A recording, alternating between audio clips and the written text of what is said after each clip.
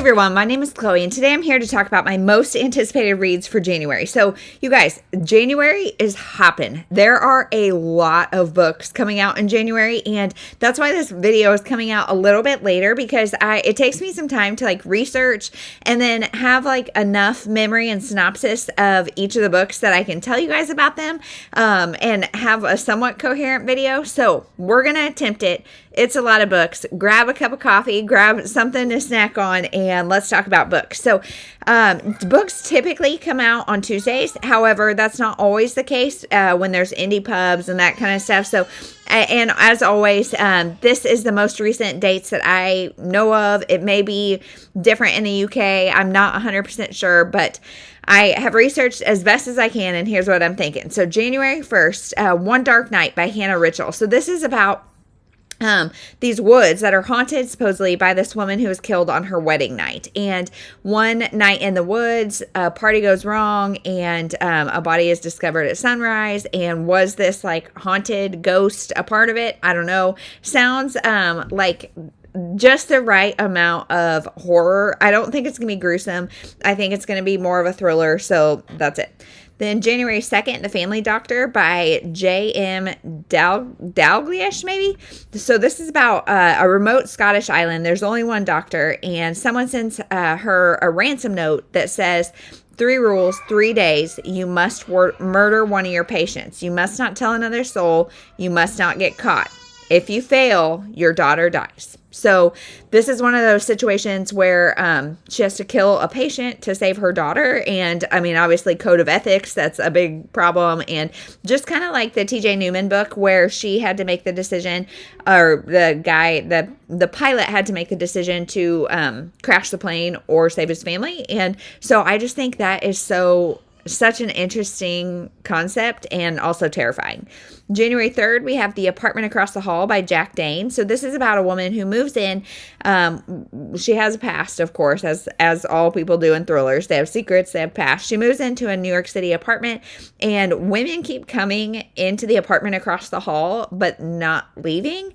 And so she's suspicious about the apartment across the hall. It says for fans of Frida McFadden, which I feel like I'm going to say that a lot. That blurb, fans of Frida McFadden, is said a lot in marketing right now. But it says twists and shocking ending, all the things. Sometimes those popcorn indie pub thrillers are just what I need. So there's that. January 6th, The Perfect Boyfriend by S.E. Lines. This is a his and her perspective. He vanished and now he's back. But she's like, oh, you're back. And he has no idea who she is. They've never met before. So I don't know really what's behind it. Then A Love Like No Other by Kate Frost. So this is about 4 women. One wants to be a mom. It's then her sister, who is juggling motherhood and kind of struggling through motherhood.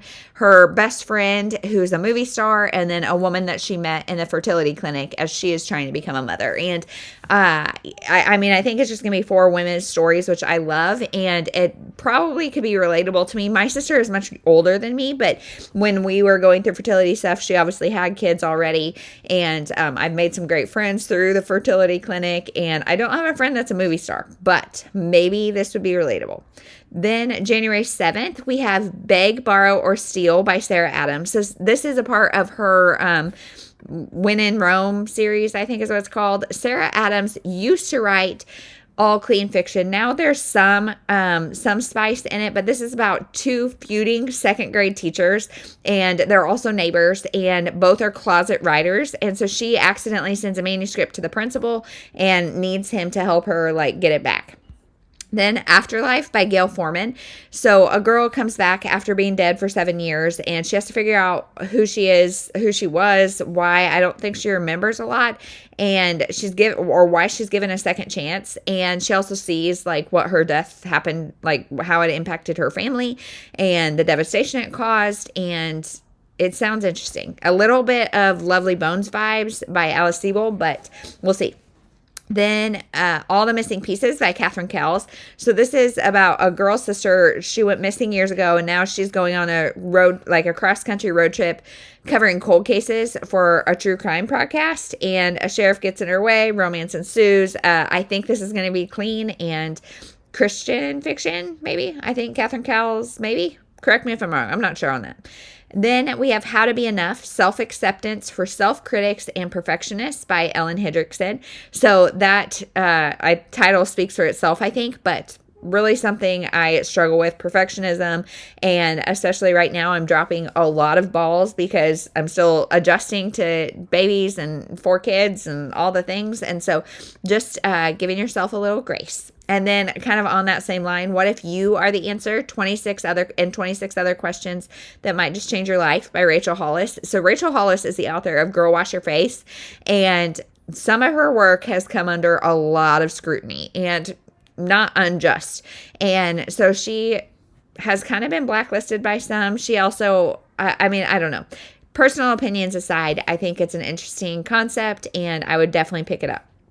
Then The Note by Alfair Burke. So Alfair Burke is a thriller writer that also teams up a lot with James Patterson, but also has an extensive backlist of their own. And this is about a vacation in the Hampton that goes terribly wrong for 3 friends with a complicated history, a storyline synopsis that you've probably heard before, but maybe it will be wonderful because this is such a prolific author. Then we have The Heart of Winter by Jonathan Evison. This is about a married couple in their golden years, going back through 70 years of marriage and the ups, the downs. It says big ups, deep downs, and survive it all, opposite attract love. So they've been married for 70 years. I think one gets sick, and so they kind of reflect on their marriage, and I don't know. We'll see. Hopefully some good nuggets of wisdom. No Place Left to Hide by Megan Lally. So this is about an image-obsessed girl celebrating getting into her dream university. But someone knows her secret, and so she's like going to the party to celebrate, getting into her dream university, and someone's trying to run her off the road. Yikes. The Lodge by Kayla Olson.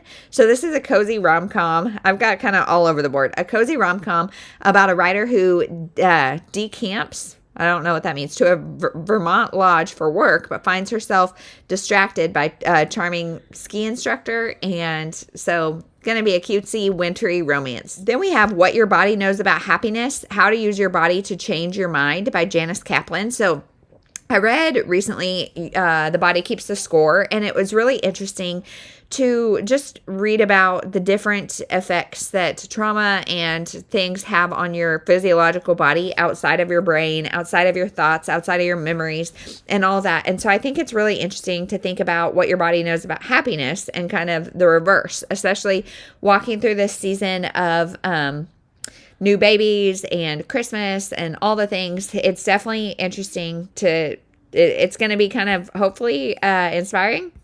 Then we have The Wedding Party by Rebecca Heath. So this is 3 families united by a terrible event must survive a deadly wedding. So a group of old friends come together for a wedding. It's a grieving mother, a lying bride. Thriller at a wedding. Then January 8th, What Kind of Mother by Anna Lou Weatherly. So this is about a woman who lost her daughter, and she starts cleaning for a lady who has secrets of her own. And, kind of, it says similar to The Housemaid, Lisa Jewell, Gillian Flynn.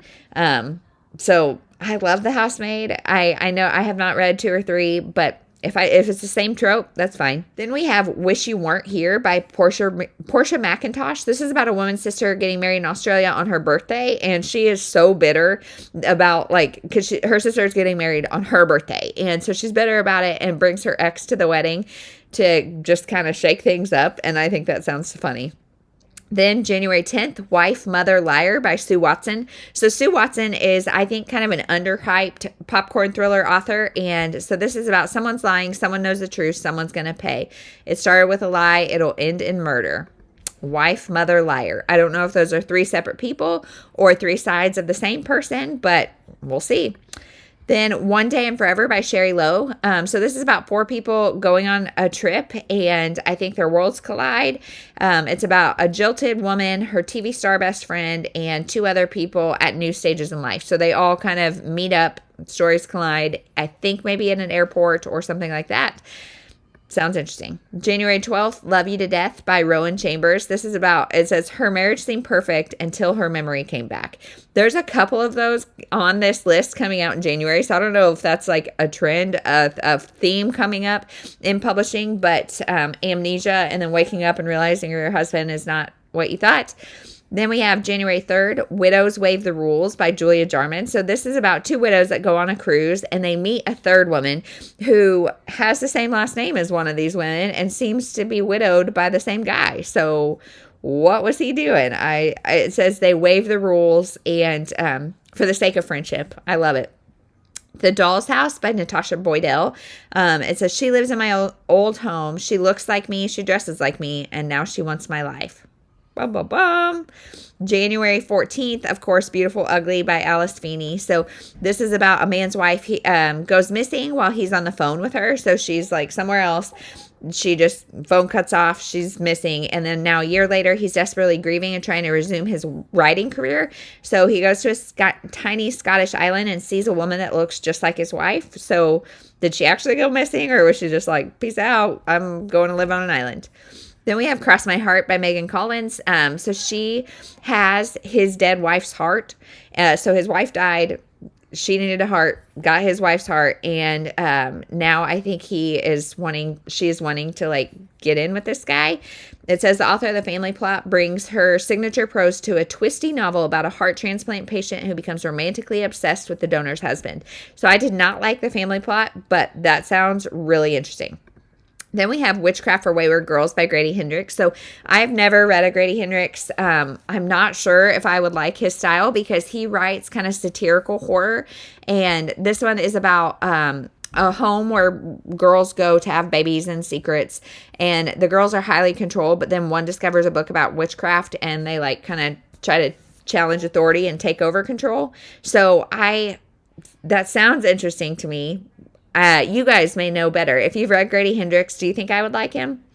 Then we have More or Less Maddie by Lisa Genova. So Lisa Genova is one of my all-time favorite authors. And spoiler alert, she is one that's going to be on my Read to Zero list, and I'm really close. And so this one is More or Less Maddie. It's a breathless, riveting novel about a young woman diagnosed with bipolar disorder who rejects the stability and approval found in a traditionally normal life for a career in stand-up comedy. So Lisa Genova, I think she was a former some sort of neuroscientist or something, but she does like very intense research on interesting conditions and things. And so like the bipolar rep in this, I'm assuming is going to be very, very good. Then we have The Last Room on the Left, holy moly, by Leah Conan. And this is about a woman who is a caretaker on a isolated mountain, and she's trying to fight for her life because her husband leaves her writing career's in the pits, she has a drinking problem, things are just not going well for this lady. So she takes a job as a caretaker at a roadside motel in the Catskills, and then a blizzard comes and she is trapped there with a dead body. What is gonna happen? I don't know. Then With This Ring by Amy Clipston. So Amy Clipston, I've never read before, but I recently found a ton of her books at the library book sale. So I have a lot of them on my shelf. And this one is about a bridal store owner who has no interest in marrying. That's not her thing. She has the bridal store and that's enough. And then it's also about a guy who just sold his like big high-tech software company, is going back to the small town. They're both the ones who got away for each other, back reunited in this small town. So can they make it work? First love, second chance, favorite trope ever. Then Brooke Shields is Not Allowed to Get Old by Brooke Shields. So I just think this is going to be a funny memoir. I don't know. I'm really interested in Brooke Shields and her opinion. Then we have The Business Trip by Jessie Garcia. So this is a full cast audio. So if you are an audiobook listener, I think this is going to be a good one. It is a debut about two women on a plane. One's going on a business trip and one is fleeing abuse. Both are texting friends about the same man and then both go missing. Then we have First Meet Fowl by Jacqueline Snow. So this is a fake dating sports romance with a girl soccer player and a male tight end. So male tight end, Travis Kelce-esque. I'm sure there's going to be some reminiscent like comparisons. I I love a sports romance, especially when it's two athletes. So this sounds right up my alley. Then we have What Happened to the McCraes by Tracy Lang. So this is about a man who comes to help his family after his dad has a stroke, and he gets a chance to coach middle school hockey. And I think his wife is against it. He finds some compassion there in the hockey team, even though his marriage is falling apart.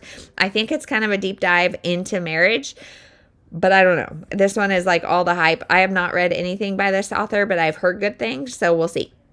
Then we have The Reunion by Beth Rickles. This is First Love, Second Chance again at a 10-year reunion. My 10-year reunion has come and gone, and I didn't go. I don't even know if we had one. I think my 15-year reunion has come and gone. But it would be interesting to go back, especially if you were single and all that kind of stuff. Yeah, I like that trope. Then we have I'll Tell You Everything by Rebecca Kelly. So this is about a woman whose estranged daughter asked to hear the story she doesn't want to tell. So I don't know what kind of secret she's holding, but a woman, that woman spins lies and lies and lies to protect her life. And it says it's a gripping novel. So what did this mom do? I don't know. Then we have Same Page by Ellie Swartz. So this is a novel about a take charge sixth grader who brings together friends and a group of rock star librarians called the Book Warriors to fight a book ban happening in her middle school. So obviously this is a middle grade, all about book banning. That's kind of been a hot topic lately, and I like the teaming up with a band of rock star librarians, so it sounds great. Then we have Midnight in Paris by Jillian Harvey. So this is about people that met in Paris and vow to meet there every year. I mean, I like that trope. And then after 5 years, she has to tell him a secret that'll change everything. I don't know if it's like, I hope it's not a secret baby, but it says fans of David Nichols, Kristen Hanna, and The Notebook. Love all those. Then we have When She's Gone by Rhea Fry. Rhea Fry is another very underhyped author that I would love to read to zero. And this says, in this haunting story that spans 3 decades, a young gymnast escapes a kidnapping. Years later, she's forced to face the past when her own daughter disappears. Then we have As You Wish by Nashay Jones. So this is about a girl who learns the hard way. This is middle grade / YA. I think it's maybe 8th grade. A girl who learns the hard way to be careful what you wish for. And it's a rom-com featuring a chaos-loving West African trickster god. So if I can find out a little bit more about a different culture and be entertained in this kind of middle grade, I'm happy and will happily take it. Goodness gracious, my words are struggling today. Then we have A Serial Killer's Guide to Marriage by Asia McCae. So this is about ex-serial killers who have a baby, move to the suburbs, whatever, and then one of them starts getting an itch to kill again. So I think it's going to be comical, but I'm not sure. Then January 15th, The Perfect Plan by Caitlin Weaver. So this says a deeply moving and unforgettable exploration of motherhood, friendship, and the complex choices women make in the name of love. Perfect for fans of Jodi Picoult, Lucinda Berry, and Leanne Moriarty. I really like all of those authors, but this is about a woman who helps her friend have a baby, and it doesn't say surrogacy on it, but I'm assuming through surrogacy, and then she has to pick between her best friend, the one who got away maybe, and the baby in her belly. Her teenage daughter has a bunch of secrets, so I'm not sure. This is going to be like a twisted web of a bunch of people, but dealing with like fertility, secrecy, and all of that. It sounds interesting. Then we have The Photographer's Secret by Ellie Midwood. So this is about a U.S. photographer in 1944 who is trying to use her camera to expose the Nazis for what they're doing, and she gets caught, and she tries to get out of it, and will her photographs survive? I'm not sure. Obviously, this is fiction, so I don't know. January 16th, we have The Mother's Phone Call by Victoria Jenkins. So this is the trope of a mother who is trying to protect her child who did something awful. I don't know what, but she gets a phone call, I think, saying that her son did something awful, and she is torn between what to do. Then January 20th, The Train That Took You Away by Catherine Hawkins. So this is going to be an awful book as far as emotions, because it's about a woman who sends her child away in 1938 because they live in Berlin. And so she sends him to be somewhere safe, and then she gets taken to a concentration camp. So can they be reunited? Boy, I hope so. Then The Man She Married by Alison Stockham. So this is, again, the same trope as earlier. A woman wakes up in a hospital. She doesn't remember the past 5 years, but she knows she doesn't really trust her husband. So what happened? Then we have The Husband by Daniel Hirst. So this is about a woman who her friend, I think, kindly exposes the fact that her husband has been involved or near, in proximity to 2 murders. So was he involved? Don't know. Then January 21st, we have Better Than Friends by Jill Shalvis. So this is a part of her Sunrise Cove series, which most of her books are ones you can read out of order because they just take place in the same town. So this is an enemies to lovers, second chance, small town, forced proximity love story about family, friendships, and true love. So this is about a woman, her parents live off the grid and they go missing. And so she has to team up with her ex for some reason to find them. So again, Jill Shalvis too, she kind of holds a special place in my heart. We interviewed her on my channel maybe a while ago. If I can find it, I will link it down below. But she crosses the line in steaminess for me sometimes. She writes both women's fiction and romance. And so depending on where this falls, it could get steamy. Then we have The Rival by Emma Lord. So this is about a woman or a young woman who her high school rival and neighbor somehow gets in. He's waitlisted or whatever to her dream college, but he gets in and they are competing for a spot on the newspaper or something. But then they end up having to band together to expose some poor school policies. So a college age enemies to lovers sounds great.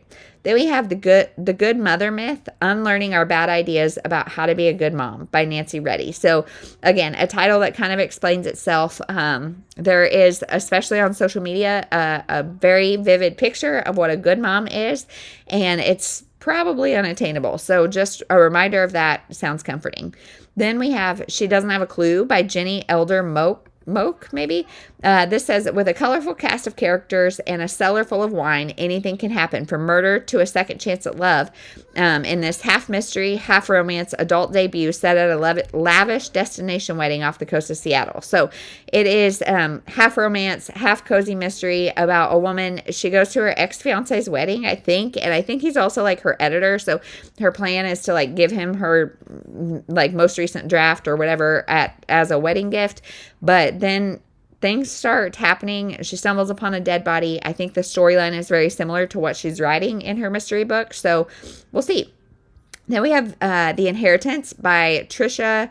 I'll put a picture up because I'm not going to butcher that last name. This is about a billionaire who is primed to announce the succession plan for his company at a family reunion, but everyone's out for blood. No one's going to make it through the reunion alive.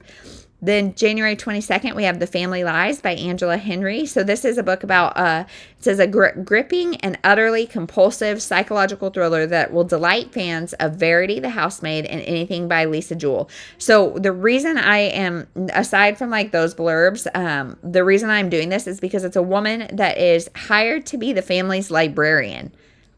Who has a librarian, and what does that look like, and how do I get that job? Then on January 23rd, we have a new chapter at the Borrow a Bookshop by Kylie Dunbar. So this is about 2 old friends who come together to run this old bookshop, I think just over the holiday, but then they get locked in and it's an enemy or a friends to lovers romance. Sounds so cute. Getting locked in a bookstore, sign me up. Then Horrible Husbands by Jessica Huntley. So 3 best friends, 3 women who will do anything for each other, including killing their horrible husbands. Sounds just like a kitschy old time. Then January 24th, Stolen Baby by L.G. Davis. So this is about a woman who opens her door one day and finds a baby in a basket. And she has always wanted a child. Her and her husband struggle with infertility. And so she decides to keep the baby and just mum's the word. And so she's not sure ever why they got this baby, what happened to the parents, all that kind of stuff. Until one day she finds a note on her kitchen counter and it's wrapped in a funeral program. And we find out what happened to the parents, and it hits pretty close to home, so I'm assuming she's not safe. And then that one also says for fans of Gone Girl and Frida McFadden. Then January 27th, we have The Sister-in-Law by Joanne Ryan. So this is about a woman whose husband dies, and then at his funeral, his estranged sister shows up pregnant and wanting a place to live. And so can you trust her? I'm going to assume no. Then January 28th, The Crash by Freedom McFadden. We've got a lot of freedom mentions in here. This is about a pregnant woman on the way to see her brother. Car crashes. She breaks her ankle. And a couple takes her in to like wait out the snowstorm. And things turn sinister. Then we have We Are Watching by Allison Galen. So this is about a woman and her husband that are taking their kid to college. They get run off the road. Husband dies. And now years later, there's like, or maybe months later, I'm not sure.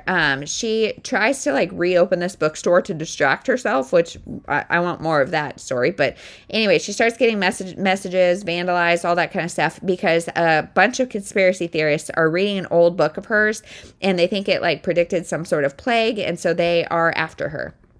Then we have The Student by H.M. Lynn. So this is about a college student that starts ghostwriting for a secret author, and the author seems to know an awfully lot about her. And again, I think bad intentions. Then we have The Perfect Guest by Casey Kelleher. So I think this was also called The Granddaughter in a different publishing or something, but this is about a woman, her estranged granddaughter comes to her house after like 10 years of not seeing her, and she is wanting to hide some secrets, but then she finds out her granddaughter also has some secrets and potentially killed her own mother. So Heek.